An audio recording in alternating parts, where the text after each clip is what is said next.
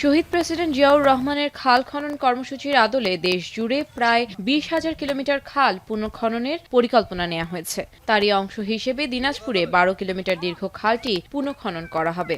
বন্যার ফলে এই কয়েক গ্রাম প্রতি বছর প্লাবিত হয় এবং হাজার হাজার ঘরবাড়ি ভেঙে যায়। ব্রিজের এই ওভারড্রাম সুইচ গেট হলে সুইচ গেটটার আগার দিকে একটা আমাদের ব্রিজ হলে খুব ভালো হয়। খাল খনন করলে আমাদের উপকার হবে। পারাপারের সমস্যা এখন পারাপারের তখন সমস্যা থাকবে না।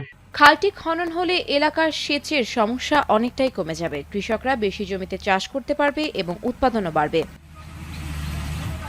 বিশ্বব্যাংকের অর্থায়নে climate smart agriculture and water management প্রকল্পের আওতায় এই খালটি পুনঃখনন করা হচ্ছে। খালটি খনন সম্পন্ন হলে ওই অঞ্চলের প্রায় 6,000 বিঘা জমি নতুন করে চাষাবাদের আওতায় আসবে বলে জানিয়েছে পানি উন্নয়ন বোর্ড।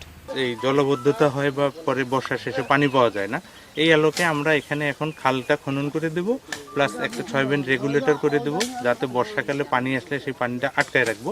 তাহলে এই 2,500 হেক্টরের জমি সারা বছর ইরিগেশন করতে পারবে। আমাদের মূল উদ্দেশ্যটা হচ্ছে খাল খনন করে পানি ধারণ করে রাখা এবং শুকনো মৌসুমে গ্রামবাসী যেন এই পানিটা ব্যবহার করে ফসল আবাদ করতে পারে। এদিকে খাল পরিদর্শন শেষে পানি সম্পদ প্রতিমন্ত্রী বলেন, 16 মার্চ প্রধানমন্ত্রী তারেক রহমান এই খাল খনন কর্মসূচির আনুষ্ঠানিক উদ্বোধন করবেন।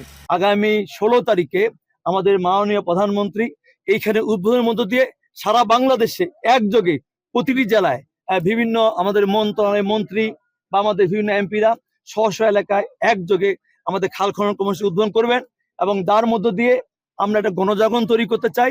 খাল পুনঃখনন প্রকল্প বাস্তবায়ন হলে প্রায় 1200 হেক্টর জমি সেচ সুবিধার আওতায় আসবে। এতে কৃষি উৎপাদন বাড়ার পাশাপাশি স্থানীয় অর্থনীতিতেও ইতিবাচক প্রভাব পড়বে বলে আশা করছেন সংশ্লিষ্টরা।